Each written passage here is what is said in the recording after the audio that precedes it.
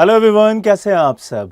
उम्मीद करता हूं कि आप बढ़िया होंगे, बेहतरीन होंगे और तैयारी करने के लिए अब तैयार होंगे, क्योंकि आप सभी को पता है कि उत्तर प्रदेश सरकार ने यूपी जो SSSC है उसके थ्रू लेखपाल की भर्ती निकाल दी है। अब आप सारे बच्चे जो मुझसे ऑफलाइन पढ़ते हैं या जो हमारी संस्था से जुड़े हुए हैं, उनकी भारी डिमांड पर एक लेखपाल का बैच संस्कृति परिवार स्टार्ट कर रहा है, जिसमें हर सेगमेंट बहुत इंपॉर्टेंट है। सबसे ज़्यादा इंपॉर्टेंट है आपका यूपी स्पेशल, आपका कंप्यूटर, आपका ज्योग्राफी प्लस एनवायरनमेंट। आप उसका अगर सिलेबस देखेंगे तो आपको समझ आएगा कि यहां से सबसे ज़्यादा क्वेश्चन पूछे जा रहे हैं और पूछे जाएंगे। तो इसी वजह से आपके लिए एक बेहतरीन टीम हम लोग लेके आ रहे हैं। जो बच्चे अभी तक नहीं जुड़े हैं इस बैच में, तो उनको मैं क्लियर कर दूं, तो जो स्टार्टिंग के 100 बच्चे होंगे उनके लिए फीस मात्र 999 है। और यहां पर याद रखना है कि इसमें एडमिशन कैसे लेना है। तो एक नंबर दे रहा हूं 9555124124, इस पे कॉल करिएगा और एडमिशन ले लीजिएगा। अब बात करते हैं अपने सब्जेक्ट की, क्योंकि बहुत सारे बच्चों को हमारे जो जीएस के सब्जेक्ट होते हैं उसमें ना तो मजा आता है ना वो समझ में आते हैं। अब ये हमारी जिम्मेदारी है कि आपको मजा भी आए, आपको याद भी हो और उसके साथ साथ आपके पेपर में जो क्वेश्चन आ रहे हैं वो यहां से सॉल्व भी हो। तो मैं आपको ज्योग्राफी वाला, एनवायरनमेंट वाला और आपका यूपी स्पेशल वाला जो सेगमेंट है वो कराऊंगा। अब यहां पर आपका ज्योग्राफी आज हम देखेंगे, एक मोटा मोटा नजर डालेंगे कि ज्योग्राफी में आपके यूपी लेखपाल के अंदर क्या सिलेबस रखा गया है, हमें क्या पढ़ना है। अगर हमें किसी से दोस्ती भी करनी होती है तो पता होता है ना कि भाई तुम्हारा नाम क्या है। तो अगर हमें अपने सब्जेक्ट से दोस्ती करनी है तो आपको उसका नाम पता होना चाहिए, आपको उसके डिटेल्स पता होनी चाहिए, आपको उसका सेगमेंट, आपका उसका सिलेबस पता होना चाहिए। तो बढ़िया से समझेंगे और हम ये मान के चलेंगे कि ज्योग्राफी के अंदर, भूगोल के अंदर बढ़िया बढ़िया चीजें पढ़कर अपना पेपर क्लियर करना है। बहुत सारे लोगों को लगता है कि भाई हमारी हिंदी बहुत अच्छी है, अंग्रेजी हमें आती नहीं, तो यहां पे अंग्रेजी है ही नहीं।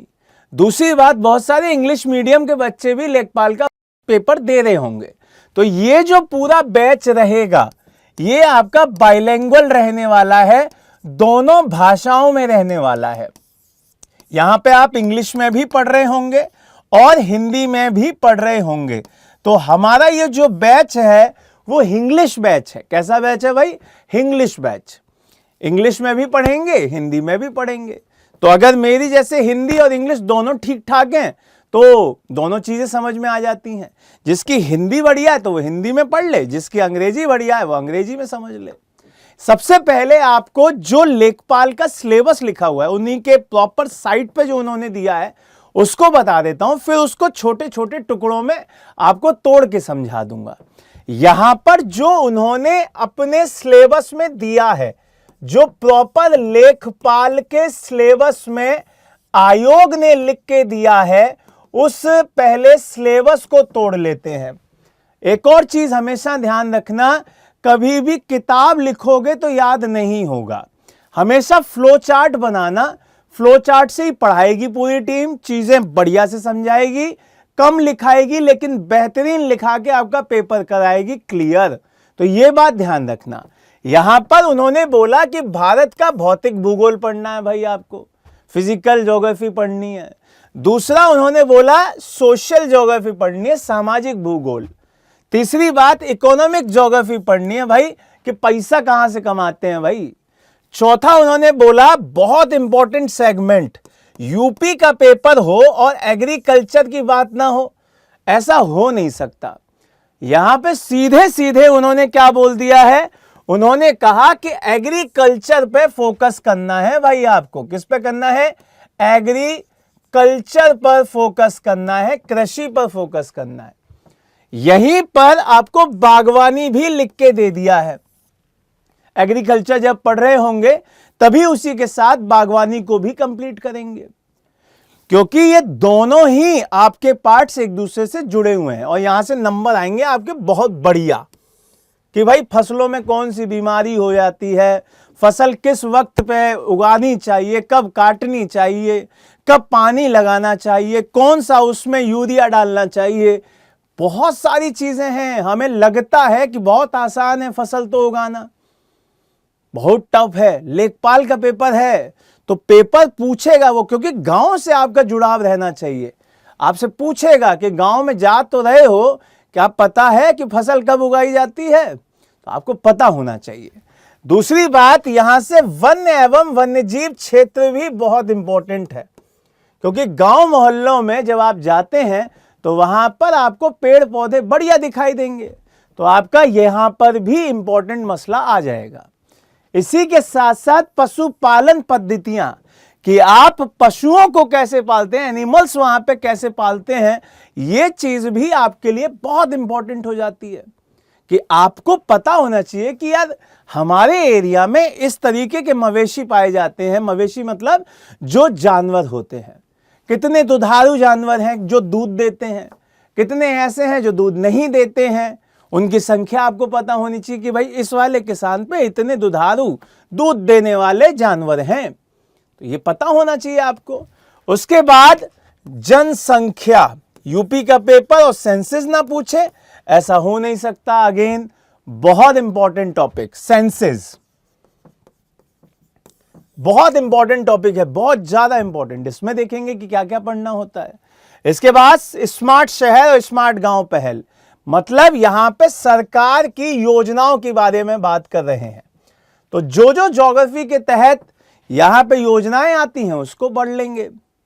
वर्ल्ड ज्योग्राफी की बात करूं तो जो सिलेबस में उन्होंने आयोग ने लिख के दिया है, तो यहां पे विश्व का भौतिक विशेषताएं सीधे एक शब्द में लिख के दे दिया। अब कैसे तोड़ोगे ये तो बताओ, तो ये समझना होगा। दूसरा, वहां की जलवायु, इसका मतलब क्लाइमेट पे उन्होंने फोकस किया है। क्लाइमेट बढ़िया से पढ़ना है, जलवायु बढ़िया से पढ़नी है। यहां से एक और आता है जनसंख्या पैटर्न। वर्ल्ड में जनसंख्या पैटर्न पूछ रहा है कि वो किस तरीके से अभी बढ़ रहा है। और एक चीज बोल रहा है प्रमुख आर्थिक क्षेत्र, मतलब इकोनॉमिक जोन की बात की जा रही है कि भाई पूरे वर्ल्ड में अगर हम इकोनॉमिक जोन्स देखें तो वो कैसे बटे हुए हैं, उनको कैसे याद करेंगे। तो ये सब कुछ मेरी जिम्मेदारी होगी कि मैं आपको कैसे याद कराता हूं। अब आज की क्लास में हमारा मेन मोटिव क्या है? आज की क्लास में है जो लेखपाल का सिलेबस दे रखा है उसको एक बार बढ़िया से अपने जहन में उतार लें, एक बार बढ़िया से याद कर लेंगे तो चीजें हमारी समझ में भी आ जाएंगी और हमें यह भी पता चल जाएगा कि भाई हमारा इतना इतना क्वेश्चन यहां से आएगा। प्रॉपर जो लेखपाल के क्वेश्चन वाले पैटर्न में दे रखा है कि आपके 5 से 7 क्वेश्चनों के बीच में यहां से रहेगा। एनवायरमेंट में 15 से 20 क्वेश्चन रहेंगे, तो ये दोनों सेगमेंट मिला के आपके बन जाएंगे 25 से 30 क्वेश्चन। तो याद रखिएगा बहुत इंपॉर्टेंट है ये, हल्के में मत लीजिएगा, बिल्कुल भी हल्के में मत लीजिएगा। आपका सिलेक्शन कराने की जिम्मेदारी ज्योग्राफी एनवायरमेंट की ही है, क्योंकि ये अच्छे से समझ लिए तो आप दूसरे सब्जेक्ट्स पे, करंट अफेयर्स पे अपनी पकड़ मजबूत कर लेंगे। क्योंकि जब करंट अफेयर्स पढ़ाऊंगा तो वहां पे आपको समझ में आएगा कि अच्छा ये देश यहां पड़ता है, तो इस देश की न्यूज है ये, तो याद रखना है। तो चलो अब इस पूरे सेगमेंट में हमें क्या करना है भाई, आज पूरी दुनिया का, पूरे वर्ल्ड का प्लस इंडिया की ज्योग्राफी का एक पूरा नजारा देख लेना है कि भाई क्या होता है, कैसे हमें पढ़ना होता है, कैसे चीजें देखनी होती हैं। तो सबसे पहले आपको पता चल गया कि हमारी ज्योग्राफी के अंदर एक तो दुनिया की ज्योग्राफी पढ़नी होती है। किसकी पढ़नी होती है भाई? ज्योग्राफी भूगोल के अंदर एक तो हमें किसका पढ़ना है, पूरे वर्ल्ड का पढ़ना है, जिसका अभी फोटो निकला है, विश्व का। क्लियर है? पहला पार्ट तो ये हो गया। दूसरा पार्ट कौन सा है? जो आपके सामने बना हुआ है, जिस देश में हम लोग रहते हैं, भारत, इंडिया का हमें पूरा भूगोल पढ़ना है। और इसके साथ साथ हम उत्तर प्रदेश को भी बेहतर तरीके से पढ़ेंगे। उत्तर प्रदेश का भूगोल भी हम बढ़िया से पढ़ने वाले हैं। तो ये 3 भूगोल आपको दिखाई देंगे। एक तो विश्व का भूगोल दिखाई देगा, एक आपको हमारे हिंदुस्तान भारत का भूगोल दिखाई देगा, और एक उत्तर प्रदेश का दिखाई देगा। उसके साथ साथ आपको एनवायरमेंट के बारे में भी बात करनी होगी। किसके बारे में बात करनी होगी? एनवायरमेंट के बारे में बात करनी होगी, पर्यावरण के बारे में बात करनी होगी। इसके साथ साथ आपको यह समझना होगा कि भाई अगर हम वर्ल्ड की बात कर रहे हैं, अगर हम इंडिया की बात कर रहे हैं, अगर हम यूपी की बात कर रहे हैं, तो इन तीनों जगहों पर क्या बढ़िया होना चाहिए? एनवायरमेंट बढ़िया होना चाहिए, वहां का पर्यावरण बढ़िया होना चाहिए, तभी तो हमारी जिंदगी बढ़िया होगी। तो जो जो भी चीजें हमारे एनवायरमेंट में इंपॉर्टेंट हैं, वो सारी की सारी यहां पे पढ़ेंगे। वो सारा इंपॉर्टेंट सेगमेंट कंप्लीट करेंगे एनवायरमेंट में, क्योंकि ये अलग दे रखा है, तो इसे अलग से समझेंगे। ये मोस्ट इंपॉर्टेंट सेगमेंट है। सबसे इंपॉर्टेंट सेगमेंट्स में से ये एक सेगमेंट आपका एनवायरमेंट का दिख रहा है, जिसमें पॉल्यूशन गैसेस देखेंगे, पॉल्यूशन की चीजें देखेंगे, आपके जितने भी लॉज बने हैं उनको देखेंगे, फॉरेस्ट को देखेंगे, वन्य जीव अभ्यारण्य को देखेंगे, टाइगर रिजर्व्स को देखेंगे, वो सब यहां पे आ जाएगा। रामसर साइट्स देखेंगे, यहीं पे आएगा वो सब, क्योंकि वो पर्यावरण को सुरक्षित कर रहा है। इन-सिटू क्या होता है, एक्स-सिटू क्या होता है, सब यहीं पे आएगा। एसिड रेन क्या होता है, ग्रीन हाउस इफेक्ट क्या होता है, सब इसी में आएगा। क्लियर? लेकिन अब हम शुरू करेंगे पहले अपने सिलेबस को, जो कि ज्योग्राफी के मेन सेगमेंट में पढ़ना है, उसके बारे में। तो वर्ल्ड ज्योग्राफी में जब आप सबसे पहले शुरुआत करते हैं, तो आपकी पहली जो यूनिट पढ़नी होती है वो आती है यूनिवर्स, जिसे हम लोग ब्रह्मांड कह रहे होते हैं। किसके बारे में पढ़ रहे होते हैं हम? यूनिवर्स के बारे में, ब्रह्मांड के बारे में, कि भाई ब्रह्मांड में गैलेक्सी क्या है, गैलेक्सी में आकाश जो गंगा कहलाती है वो क्या है, मंदाकिनी किसे कहते हैं, सब कुछ इसी में पढ़ते हैं। सारा मसला इसी में पढ़ते हैं, वो सारे के सारे थ्योरीज इसी में पढ़ लेते हैं। लेकिन हमारे एग्जाम में सिर्फ पूछा जाएगा सिद्धांत, तो हम बढ़िया से सिद्धांत पढ़ लेंगे, थ्योरीज पढ़ लेंगे कि क्या है भाई जो यूनिवर्स की थ्योरीज हैं, कैसे ये बना है, वो सारा पढ़ लेंगे। इसके बाद जो सबसे इंपॉर्टेंट टॉपिक आता है वो है सोलर सिस्टम। सोलर सिस्टम, इसको क्या कहते हैं? सौरमंडल कहते हैं इसे। सौरमंडल मतलब जब भी कहानी सूर्य के आसपास घूमेगी, मेन हीरो कौन बना यहां पर? जब भी आपकी कहानी सूर्य के आसपास घूमेगी, तो उसी सिस्टम को क्या कहेंगे? उसी सिस्टम को कहेंगे सोलर सिस्टम।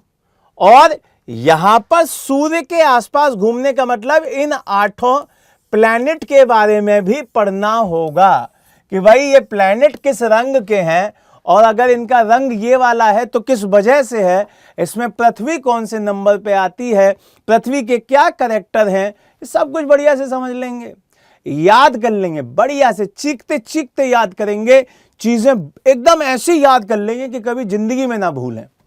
हम तो लेखपाल बनेंगे ही बनेंगे, लेकिन हमारे घर वाले भी ये मान के चलेंगे अपना लड़का लेखपाल बने ना बने, एक बढ़िया ज्योग्राफी सीखने वाला बन गया, उसने बढ़िया चीजें देख ली। ठीक है, उसके बाद जो तीसरा टॉपिक है वो है अपनी पृथ्वी।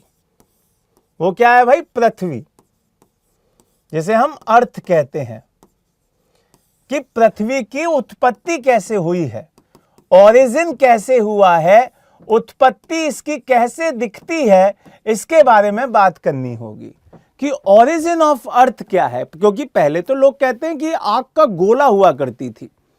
अरे भाई आग का गोला थी, तो अब इस पे हम कैसे रह रहे हैं? तो ये समझना होगा ना कि भाई इसकी लेयर्स कैसे ठंडी हुई। क्या कोई ऐसी लेयर आज भी है जो गर्म है, बिल्कुल आग की तरह है? क्योंकि अगर आग नहीं होती इसके अंदर, तो फिर ये ज्वालामुखी कैसे फूटते? तो इसी वजह से पृथ्वी की सारी लेयर्स पढ़ रहे होंगे, जिसमें क्रस्ट, मेंटल कोर दिखाई दे रहा होता है। समझ में आ रहा है? तो यहां पर तीसरा जो टॉपिक होता है हमारा, वो आपका ओरिजिन ऑफ अर्थ हो जाता है, जिसमें पृथ्वी की उत्पत्ति के बारे में, पैंथालासा, पेंजिया, इसके बारे में पढ़ रहे होते हैं कि भाई पैंथालासा क्या था, पेंजिया क्या था। ये दोनों टर्म्स समझ रहे होंगे हम लोग। फिर उसके बाद उसकी लेयर्स देख रहे होंगे, तो अच्छे से समझेंगे उसके बारे में। चौथा टॉपिक क्या आता है भाई? चौथा टॉपिक आता है चट्टान। समझ रहे हैं? पृथ्वी क्या है? एक पत्थर ही तो है, पार्थिव ग्रह ही तो है, तो इसका मतलब चट्टान मिलेंगी ही मिलेंगी। चट्टान को अंग्रेजी में क्या कहते हैं? रॉक्स कहते हैं। तो सारी की सारी रॉक्स पढ़ लेंगे हम, सब एक साथ खत्म करेंगे, तीनों तरीके की रॉक्स, कि भाई इग्नीशियस रॉक किसे कहते हैं, आप मेटामॉर्फिक रॉक किसे कहते हैं, और सेडिमेंट्री रॉक्स किसे कहते हैं। इसे आग्नेय चट्टान कह रहे होते हैं हिंदी में, इसे रूपांतरित कह रहे होते हैं, और इसे अवसादी कह रहे होते हैं। तो इन तीनों के बारे में भी पढ़ना होगा ना, कि भाई अच्छा बताओ फॉसिल्स किस में मिलते हैं। लेखपाल का क्वेश्चन यही आया था कि बताओ फॉसिल्स इनमें किस में मिलते हैं सबसे ज्यादा, तो आपको पता होना चाहिए कि कहां मिलते हैं। बोलेगा बसाल्ट चट्टान किसका एग्जाम्पल है, तो सीधे सीधे मार देंगे इसका एग्जाम्पल है बसाल्ट, प्राइमरी रॉक्स है। तो ये अगर नहीं पढ़ेंगे तो नहीं आएगा, और पढ़ लेंगे तो आ जाएगा। 1 मिनट में चार्ट बनाएंगे, याद करेंगे, हो जाएगा याद। समझ रहे हो? परेशान नहीं होना है, बिल्कुल क्लियर ये मान के चलना है कि भाई हमारे सन ने बोल दिया है, हमको याद करा देंगे, तो उन पर भरोसा करेंगे और याद कर लेंगे।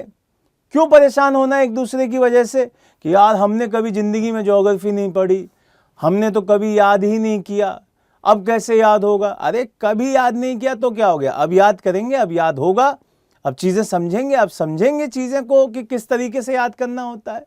ठीक है, अगला यहां से भूकंप पढ़ रहे होंगे। अभी आपने हाल फिलहाल में देखा होगा कि भूकंप इतने आ रहे हैं कि हर रात ऐसा लगता है कि सुबह उठें तो हिलने हुए ना दिखाई दें। भूकंप और ज्वालामुखी, क्या दिखता है भाई? भूकंप और ज्वालामुखी, इसे अर्थक्वेक कहते हैं और इसे वोल्केनो कह रहे होते हैं। कि हमारे इस एरिया में कहां कहां पे भूकंप आते हैं। अगर भूकंप आ रहा है तो इसे कहते क्यों है भूकंप? क्योंकि पृथ्वी पे हलचल होती है, तो उसी को क्या कह देते हैं? भूकंप कह देते हैं। कितनी वेव्स होती हैं इसमें, तो वेव्स के बारे में पढ़ लेंगे। जैसे ही वेव्स के बारे में पढ़ा तो फिर ये होगा कि अच्छा पृथ्वी पे कौन सी आती है जो सबसे ज्यादा खतरनाक होती है, तो वो एल हो जाएगी, जो दुनिया में तबाही मचा देती है।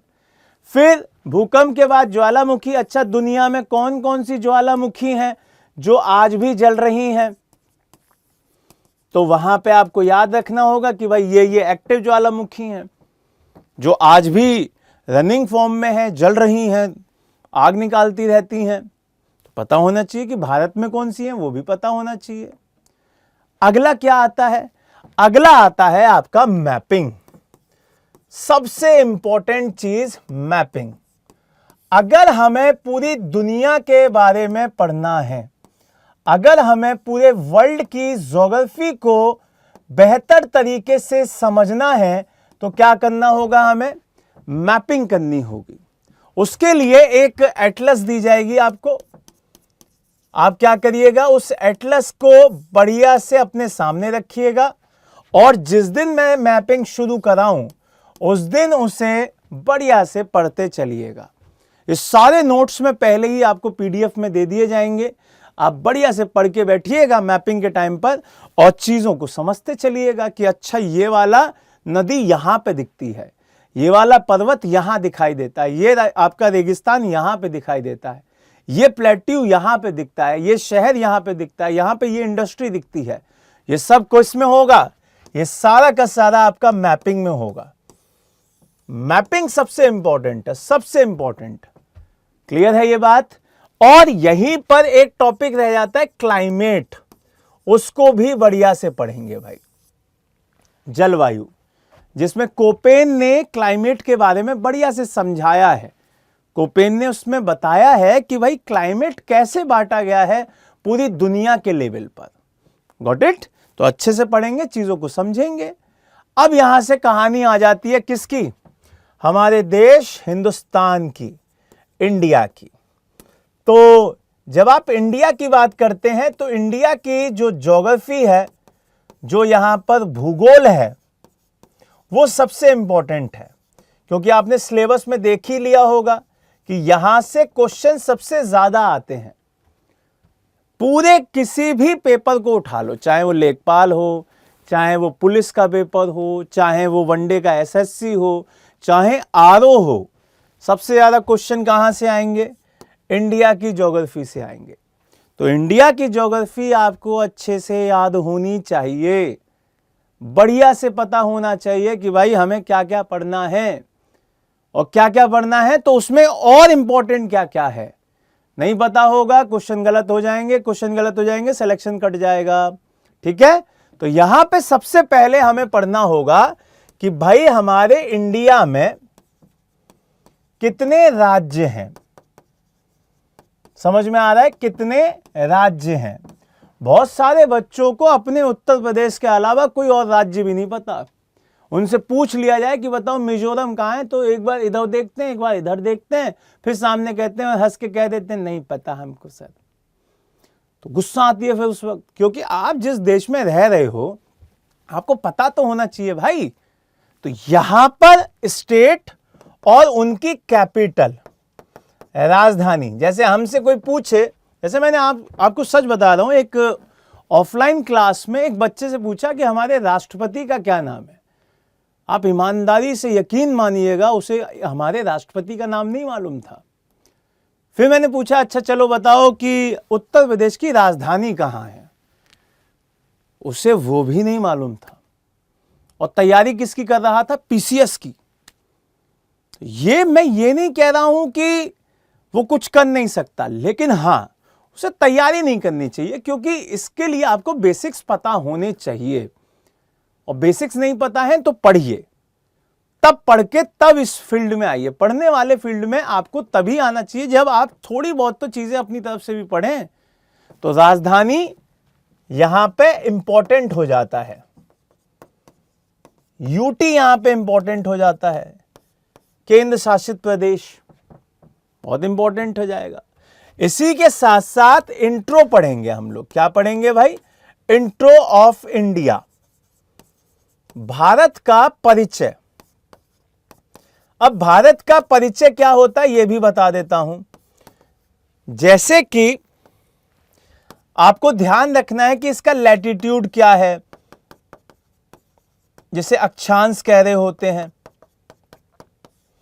इसका लॉन्गिट्यूड क्या है, जिसे देशांतर कह रहे होते हैं। समझ में आ रहा है? इसी के साथ साथ इसकी लोकेशन क्या है, कहां पे ये दिख रहा है, देश हमारा कहां पे आता है, इसका एरिया कितना बड़ा है, इसके पड़ोसी देश कौन से हैं, इसके तट पे कौन से राज्य आते हैं। तो ये सारी चीजें इंट्रो हैं, ये सारी चीजें एक परिचय हैं कि भारत कहां पे आता है, कहां दिखता है, ये आपको पता होना चाहिए। ये आपको सीधे सीधे आपकी नजर में आना चाहिए कि हाँ भाई ये वाला जो आपको मैप दिख रहा है ये इंडिया का है, इसकी ये मेन परिचय है, ये आपको इंट्रो में दिखाई देना चाहिए। कि भाई अगर कोई एरिया पूछे तो 2.4% पूरे वर्ल्ड का हम लोग रखते हैं, ये एकदम बोले आप। आपसे पूछे कि अच्छा बताओ हम कौन से नंबर पे आते हैं एरिया में, तो आप सीधे बोले हम 7वें पे आते हैं। ये पता नहीं होगा तो मान के चलिए आप वनडे के ये एग्जाम नहीं निकाल सकते। आपको पता होना चाहिए और होना पड़ेगा, आपको याद करने पड़ेंगे। उसके बाद आता है माउंटेन्स, पर्वत। अब पर्वत एक छोटी सी यूनिट नहीं है, पर्वत में बहुत कुछ पढ़ना होता है। जैसे खुद पर्वत पढ़ना होगा, माउंटेन,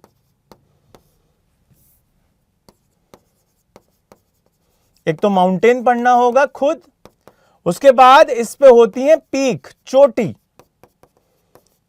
इन्हीं के साथ रिलेट किया जाता है रेंज को, श्रृंखला। इसी में आप पढ़ते हैं पासेज, जिसे हम हिंदी में कहते हैं दर्रे। ये सारे इसी में आते हैं, माउंटेन वाली यूनिट में ही आते हैं। और जैसे ही आप इनको पढ़ लेंगे फिर कहेंगे नहीं नहीं, जो बर्फ वाले होते हैं वो क्या होते हैं, तो वो होते हैं ग्लेशियर, जिसे हिमनद कहते हैं। तो ये चार चीजें हमें एक ही यूनिट में पढ़नी है। आपसे बोलेगा अच्छा बताओ भारत की सबसे ऊंची चोटी हिमालय पे कौन सी है, तो आप कह देंगे ये वाली है। और बहुत बार बच्चों को नहीं पता होता कि हिमालय पे कौन सी है। एक क्वेश्चन पूछेगा कि भारत की सबसे ऊंची चोटी कौन सी है, तो वो आंसर अलग हो जाएगा, वो हो जाएगा K2। और जैसे ही हिमालय की पूछी तो वो आंसर हो जाएगा कंचनजंगा, क्योंकि ये जो चोटी है वो ट्रांस हिमालय पे है और ये जो है वो हिमालय पे है। तो ये सारे क्वेश्चन आपके सामने आएंगे और आपको कंफ्यूज करेंगे। आपसे बोलेगा कि बताओ एक चोटी है जिसका नाम है, बहुत इंपॉर्टेंट चोटी बता रहा हूं जो कि पूछी जाती है, आपसे बोलेगा दोदा बेटा कहां पड़ती है, तो आप कहेंगे साउथ में है सर, लेकिन राज्य नहीं पता है। तो आपको राज्य याद करना पड़ेगा। हर स्टेट की चोटी पूछेगा कि बताओ मिलाओ, 4 राज्य दे देगा और 4 चोटियां दे देगा, कहेगा मिलाइए आप, तो मिलाना पड़ेगा आपको। सेम दर्रे, 4 दर्रे दे देगा, बोलेगा कि बताओ कौन से स्टेट में है। आप मिला रहे होंगे, इसका इससे है, इसका इससे है, इसका, ये दोनों ऐसे हैं। और आते हैं PYQs, आपने देख ही लिए होंगे, देखना शुरू भी कर दिए होंगे। आते हैं वो क्वेश्चन सीधे सीधे वहीं से वैसे ही पूछेगा। ग्लेशियर पूछ लेगा डायरेक्ट कौन से राज्य में है, तो यहां पे बच्चा खेल जाता है, क्योंकि नॉर्थ में ही दिखाई देगा जहां पहाड़ पे है, नीचे साउथ वाले पहाड़ पे तो ग्लेशियर भी नहीं है, ऊपर ही दिखाई देते हैं। तो इस वजह से आपको एक सुकून तो हो गया कि मार देंगे इसी में से, है ना, वो देगा भी वही, तो कंफ्यूजन वहां पे क्रिएट कर देगा वो।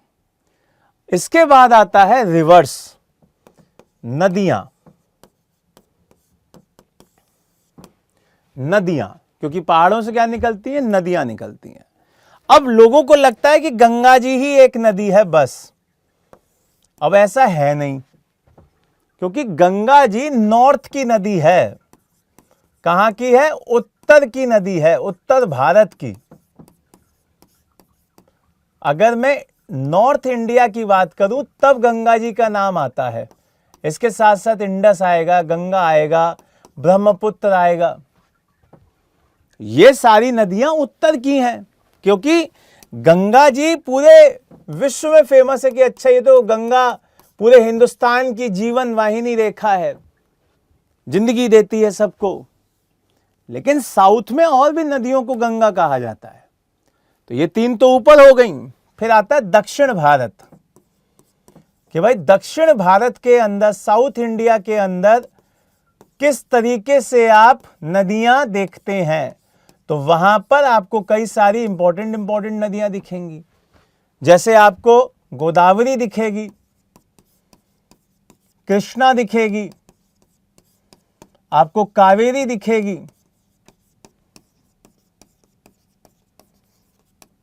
समझ में आ रहा है, ये सारी नदियां दिख रही होंगी। और नदियों की बात करें तो इसके अलावा बहुत सी नदियां ऐसी हैं जो आपके साउथ में दिखती हैं, छोटी छोटी, पेन्नार हुई, पेरियार हुई, सारी नदियां आपके साउथ में आ जाएंगी। एक ब्रांच और बनती है जिसे मध्य भारत कहते हैं, मिड इंडिया कहते हैं। क्या कहते हैं इसे, मध्य भारत। और यहां पर नर्मदा पढ़नी होगी, ताप्ती पढ़नी होगी, महानदी पढ़नी होगी, सोन पढ़नी होगी, जो आपके सीधे सीधे मध्य भारत में है, लेकिन कहीं ना कहीं इससे भी लिंक करती हैं, इससे भी लिंक करती हैं। ये आपको नदियों में पढ़ना है, सिर्फ नदियों में। नदियों में और क्या टॉपिक पढ़ने हैं? सहायक नदी कौन सी है? ये तो मेन नदियां हुई, इनकी सहायक कौन सी हैं? Supportive reverse. इसके साथ साथ झील पढ़ना है। नदियों के साथ साथ वाटर बॉडी में एक झील आता है, लेक जिसे कहते हैं। एक आता है वाटरफॉल, जलप्रपात। सुना है? झरना, जिसमें नीचे खड़े होकर नहा लेते हैं ऐसे करके, जोर जोर जोर एकदम नहा लिए, तो ये जलप्रपात है। समझ रहे हैं? ये आपको याद करना पड़ेगा दोस्त, क्योंकि याद नहीं करोगे तो सिलेक्शन कोई सरकार नहीं देगी, घर के लोग नहीं देते। सामान लेने के लिए भेजें और आपको याद ना रहे तो वो भी डांट देते हैं, ये तो आपको नौकरी दे रहे हैं, कैसे? याद तो करना पड़ेगा, ठीक है। उसके बाद यहां से आता है क्लाइमेट, कि भाई इंडिया का क्लाइमेट कैसा है, भारत की जलवायु कैसी है। क्योंकि अगर जलवायु बढ़िया नहीं होगी तो आपकी फसल बढ़िया नहीं हो सकती। और हमारे यूपी के सिलेबस में सीधा सीधा फसल लिखी हुई है, एग्रीकल्चर लिखा हुआ है कि हाँ ये इंपॉर्टेंट टॉपिक है। जलवायु बहुत इंपॉर्टेंट है, जलवायु का पता होना जरूरी है कि आपकी जलवायु कैसी है। तो यहां पे मानसून आता है, तो मॉनसून के साथ समझना पड़ेगा कि मानसून कैसे आता है और ये किस जोन में आती है, किस क्षेत्र में है, तो कैसी जलवायु हुई, ये आपको पता चल जाएगा जब पढ़ाऊंगा तो। क्लियर है? फिर यहां से आपकी सॉइल, क्योंकि जलवायु बढ़िया हो गई, क्लाइमेट बढ़िया हो गया, आपको पानी मिल गया रिवर से, लेकिन अगर आपकी सॉइल अच्छी नहीं है, मृदा बढ़िया नहीं है, तो फिर खेती नहीं हो सकती, फिर उसके बाद आप एग्रीकल्चर अच्छा नहीं कर सकते। तो इंडिया में 8 तरीके की मृदा बताई गई हैं अकॉर्डिंग टू ICAR ने। क्योंकि मृदा तो 2 ही तरीके की होती हैं, या तो उपजाऊ होती है या अनुपजाऊ होती है। लेकिन ICAR ने क्या बोला? ये 8 तरीके की होती हैं। वो बोले कि कैसे होती हैं बताओ थोड़ा। बोले रंग की वजह से, क्षेत्र की वजह से 8 तरीके की हैं। तो उनको पढ़ेंगे हम लोग कि कौन से रंग की वजह से, कौन से एरिया की वजह से इनको अलग अलग मिट्टी कहा गया है। समझ में आया? आगे बढ़ते हैं। उसके बाद प्रॉपर एग्रीकल्चर पे चलेंगे कि भाई आपकी सीजन्स में बांटकर आप फसल कौन सी उगा रहे हैं वो बताइए।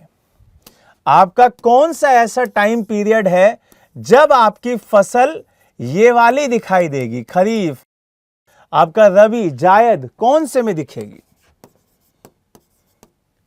समझ में आया? तो ये चीजें आपको पता होनी चाहिए, ये आपको सारा का सारा सेट होना चाहिए कि हम अपनी फसलों में ये करेंगे, इस समय पे होगी।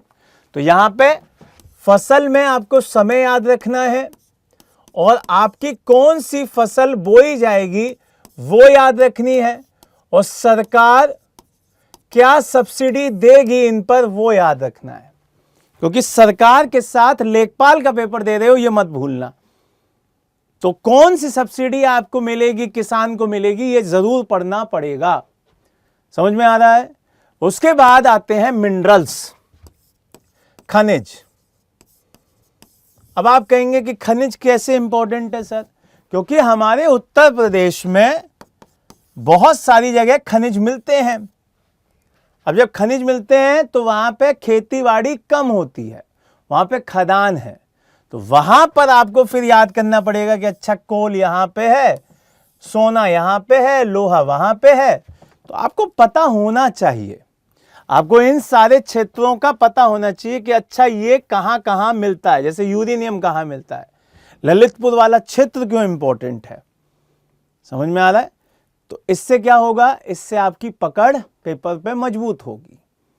आखिरी में एक दो चीजें और, आपने पैसा कमाने के लिए सीधे सीधे सामान को बेचने की बात करी, और वो कैसे बेचेंगे आप, परिवहन से बेचेंगे, ट्रांसपोर्ट से बेचेंगे। आपके पास अगर शिप नहीं है, आपके पास बस नहीं है, आपके पास ट्रक नहीं है, आपके पास गाड़ी नहीं है, आपके पास जहाज नहीं है, तो एक जगह से दूसरी जगह कैसे जाएंगे। अब ऐसा तो है नहीं कि तांगा उठाया लेके चल दिए, कैसे पहुंचेंगे। अब वो जमाने गए, आपसे पहले दूसरा पहुंच जाएगा। तो उसके लिए परिवहन का बेहतर होना जरूरी है, और परिवहन अगर बेहतर है तो आपको पता होना जरूरी है कि कौन सा परिवहन कहाँ पे यूज होता है, उसके क्या टाइप्स हैं। ठीक है, तो रोडवेज हुआ, आपका रेलवेज हुआ, आपका पानी का रास्ता हुआ, कैसे काम में आ रहा है ये आपको पता होना चाहिए। अगला टॉपिक आता है जनगणना। क्या कहते हैं इसे, जनगणना, सेंसस। क्या कहा जा रहा है, सेंसस।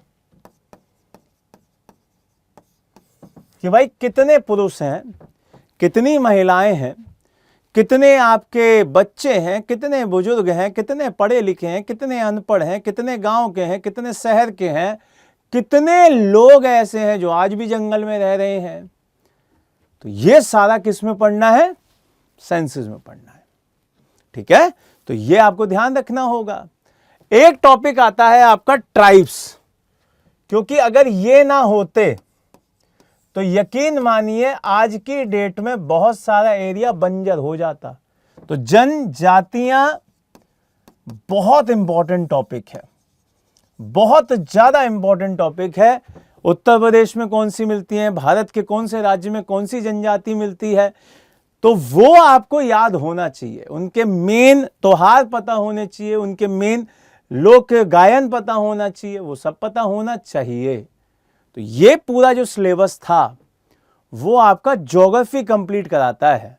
ट्राइब्स हुआ, आपका सेंसस हुआ, आपका ट्रांसपोर्ट हुआ, आपका मिनरल्स हुआ, आपका एग्रीकल्चर हुआ, एग्रीकल्चर के साथ सॉइल हुआ, सॉइल के साथ क्लाइमेट हुआ, आपका रिवर्स हुआ, रिवर्स के बाद माउंटेन्स आपने देखा, इंट्रोडक्शन देखा, आपने वर्ल्ड में मैपिंग देखी, उससे पहले एक आपका सीधे सीधे जो अर्थक्वेक आ रहे थे वो वोल्केनोज हुए, चट्टानें देखी, चट्टानों के साथ साथ पृथ्वी का ओरिजिन देखा, सोलर सिस्टम देखा और यूनिवर्स देखा।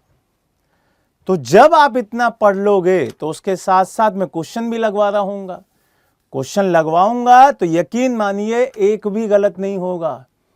बस मेरे साथ मिलकर पढ़ना, मेरे साथ याद करते हुए चलना, मेरे साथ उन सारी बातों को ध्यान रखना जो मैं इस क्लास में बताऊं। क्योंकि मैं हमेशा एक लाइन बोलता हूं कि मेरी बातों में मजाक हो सकता है लेकिन मेरी बात मजाक नहीं होगी।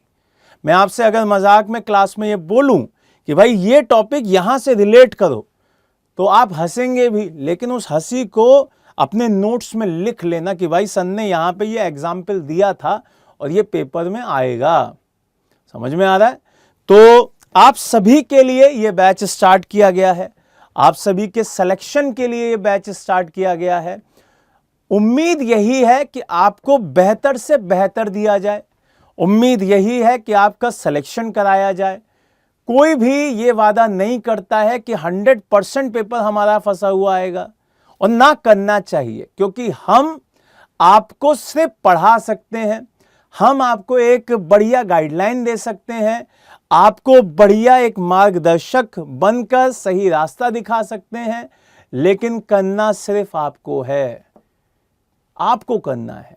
और उम्मीद है आप कर भी लेंगे, अच्छा करेंगे, बेहतर करेंगे, क्योंकि अगर इस बार नहीं किए तो यकीन मानिए सरकार बार बार आपको इतनी नौकरी देने के लिए नहीं बैठी है। सरकार को भी पता है कि चुनाव अगली बार फिर आएंगे, सरकार को भी पता है कि ये बच्चे एक साथ हर बार नौकरियां देते रहे तो मसला खराब हो जाएगा, वोट नहीं देंगे। तो इस बार वोट देना है लेकिन उससे पहले नौकरी ले लेनी है। समझ में आ रहा है? तो बढ़िया से पढ़ो, सारे के सारे लोग बैच को ज्वाइन करो और इस नंबर पे आज ही कॉल करके अपनी सीट को फाइनल कर लो, क्योंकि जब कम में बैच मिल रहा है तो पैसा बाद में क्यों ज्यादा देना, इतना पैसा फालतू थोड़े है, बाद में फिर दे देंगे, अभी नहीं देना है। पढ़ाई के टाइम पे कम पैसे में बढ़िया चीज मिल जाए तो कभी नहीं छोड़नी चाहिए, ठीक है। तो आप सभी को बहुत बहुत धन्यवाद, आप सभी को बहुत बहुत शुक्रिया कि आप सब ने अभी जुड़े, बढ़िया से पढ़े, चीजों को ध्यान से समझा। नए टॉपिक के साथ फिर मिलेंगे और जो बच्चे बैच ज्वाइन करेंगे फिर आप देखिएगा कि आपको कितनी बढ़िया बढ़िया फैकल्टी मिली हुई है, हर चीज बढ़िया से समझेंगे, ठीक है। तो आज के लिए thank you so much, bye bye, take care, God bless, जय हिंद, जय भारत।